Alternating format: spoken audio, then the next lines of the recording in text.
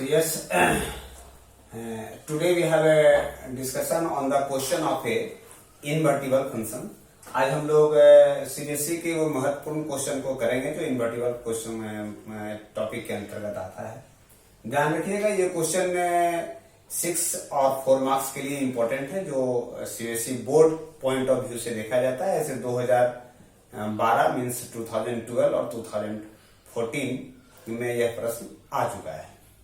अब हम लोग इसको सॉल्व करेंगे और देखिए ये क्वेश्चन कहता है कि f means function n/y fx ऐसा डिफाइन करता है, एक क्वाड्रेटिक इक्वेशन हो। तो ध्यान रखिएगा इन्वर्टिबल फंक्शन में जब कभी भी आपको इनवर्स निकालने के लिए दिया जाए, वैसे में क्वाड्रेटिक इक्वेशन बड़ा महत्वपूर्ण पॉइंट होता है, बड़ा महत्वपूर्ण प्रश्न होते हैं जिस पर हमारा क्वेश्चन सीबीएसई में प्रायः प्रत्येक साल पूछने का प्रयास किया जाता है।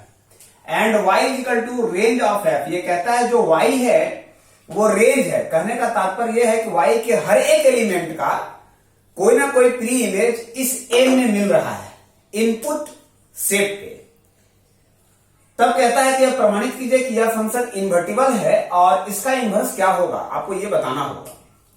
तो जरा देखिए, मैं आपको जैसा कि पहले बता चुका हूं कि अगर हम दिखाना चाहें कि यह फंक्शन इन्वर्टिबल है तो उसके लिए हमारे पास दो मेथड है जो आप अच्छा से जानते हैं। वो दो मेथड है, नंबर 1 कि अगर या तो हम इसको 1 1 onto दिखा दें, या दूसरा ये दिखा दें कि फॉग के ही बराबर अगर जॉफ है आइडेंटिटी फंक्शन, ये दोनों में से कोई भी एक काम करें तो हम इस फंक्शन को इन्वर्टिबल दिखा सकते हैं। क्योंकि इसके पहले वाले लेक्चर में आपको हमने ये बात बताया था कि इन दोनों में से कोई भी एक प्रश्न को अगर हम ऐसा डील करते हैं तो ये दिखा पाएंगे कि जो ये फंक्शन है वो आपका 1 1 onto हो या फॉग बराबर जॉफ हो, तो हम दिखा पाएंगे कि यह फंक्शन इन्वर्टिबल फंक्शन है।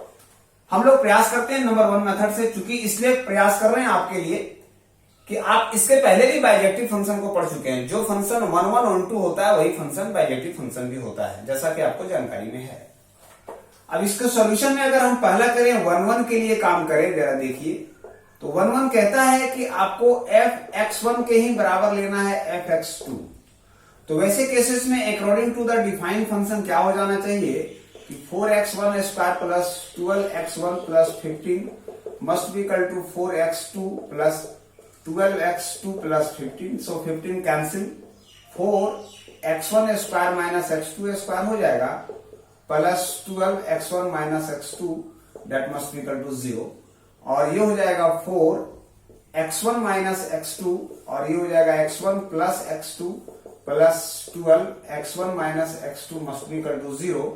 और अगर आप x1 माइनस x2 को कॉमन लेने का प्रयास करें तो इसमें से आप 4 भी कॉमन ले सकते हैं, तो ये बचेगा x1 plus x2 plus 3, this must be equal to 0। और देखिए कि 4x1 minus x2 must be equal to 0 since x1 plus x2 plus 3 which is not equal to 0।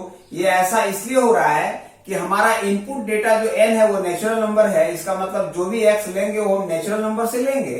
तो वैसे केसेस में किसी भी नेचुरल नंबर का जो सम होगा x1 x2 x3 वो 0 के बराबर नहीं हो सकता है। तो वैसे केसेस में ये हो जाएगा x1 must be equal to x2, therefore यह जो f है वह हो जाएगा 1 1 फंक्शन। ठीक है, अब हमारा जो सेकेंड टारगेट है हमको ये दिखाना है कि यह फंक्शन onto फंक्शन हो।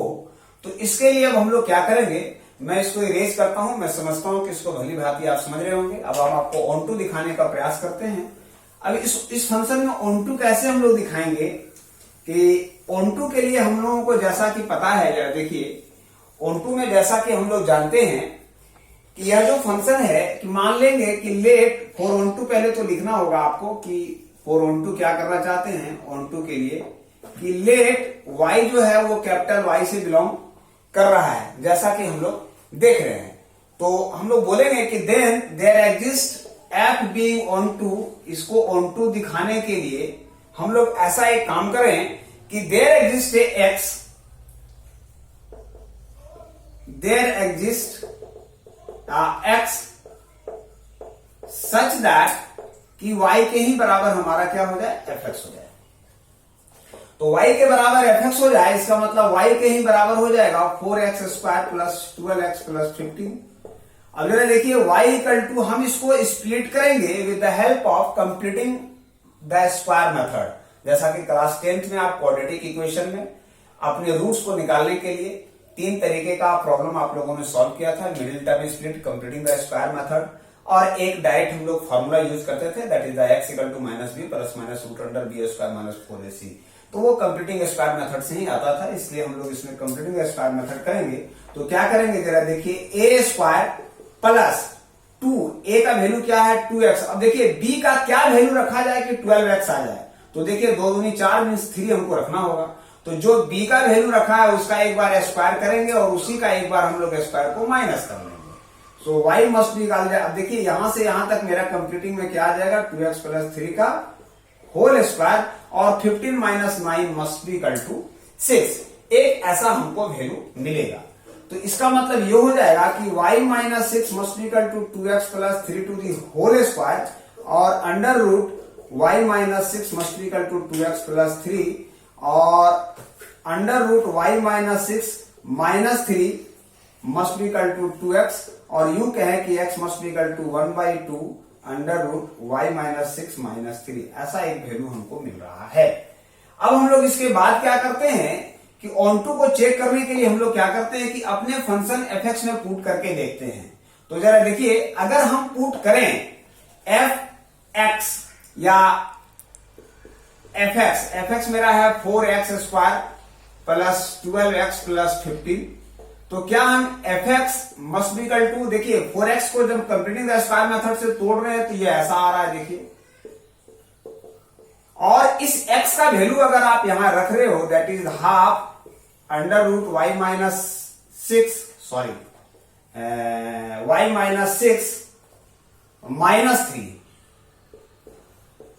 तो अगर आप इसको रखने का प्रयास करें तो ये हो जाएगा 2 into 1/2 root under y minus 6 minus 3, और ये तो x की वैल्यू हो गई और प्लस 3 और इसका हो जाएगा हमारा होल स्क्वायर और ये हो जाएगा जी प्लस 6। तो जरा देखिए ये 2 से 2 कैंसिल हो जाएगा, ये 3 से 3 और स्क्वायर होने के कारण y माइनस 6 प्लस 6 हो जाएगा। देखिए ये 6 कट गया y, so f is what onto. तो जब कोई फंक्शन सिंस, अब हम यहां लिखेंगे कि since f is 1 1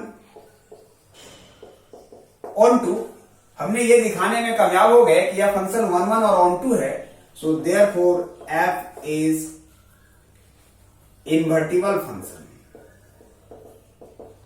invertible function और f इनवर्स क्या हो जाएगा, f इनवर्स y क्या हो जाएगा, हमको बताइए कि जो हमने इस फंक्शन को निकाला है x के रूप में वो हो जाएगा half under root y minus 6 minus 3। So this is the inverse and this is the invertible function. तो ये एक बड़ा महत्वपूर्ण प्रश्न है आपके सीबीएसई के लिए। इस तरह से कई छोटे छोटे प्रश्न आपको मिलेंगे सीबीएसई में, जिसमें हम लोग ये देख पाएंगे कि किस तरह से हम लोग निकालते हैं। मैं आपको पुनः एक बार रिपीट करता हूं इस प्रश्न को समझने के लिए, क्योंकि यह एक बड़ा महत्वपूर्ण प्रश्न है कि हम किसी भी फंक्शन को इन्वर्टिबल तभी दिखा पाते हैं जब उसको 2 तरीके से दिखाने का प्रयास करते हैं, जिसमें एक होता है fog is equal to gof equal to identity function, या नहीं तो उस फंक्शन को हम लोग 1 1 ऑनटू से दिखाते हैं।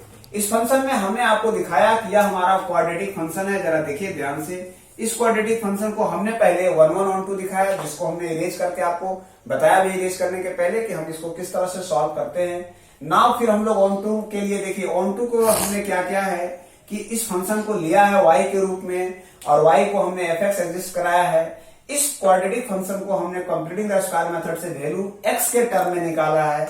इस एक टर्म को फंक्शन को फिर हमने अपने पुटअप वैल्यू में रखा है, मींस फंक्शन में रखा है, जिससे ये मिला है कि y, इसका मतलब ये क्लियर हो जाता है कि किसी भी सेकंड सेट के लिए means first set that is the input set and output, इस सेट का हर एक प्री इमेज, हर एक एलिमेंट का हमको मिल रहा है, इसका मतलब यह फंक्शन ऑनटू है। और जैसे ही यह फंक्शन 1 1 ऑनटू होता है तो हम लोग कह सकेंगे कि यह फंक्शन इनवर्टिबल है। इनवर्टिबल है इसका मतलब इसका इनवर्स एग्जिस्ट कर रहा है। तो इनवर्स क्या है, इनवर्स जो वैल्यू को हम लोग x को निकालते हैं वो। मैं आशा करता हूं कि इस प्रश्न को आप अच्छी तरह से समझ गए होंगे। सुरक्षित रहे, घर पे रहे। Thank you.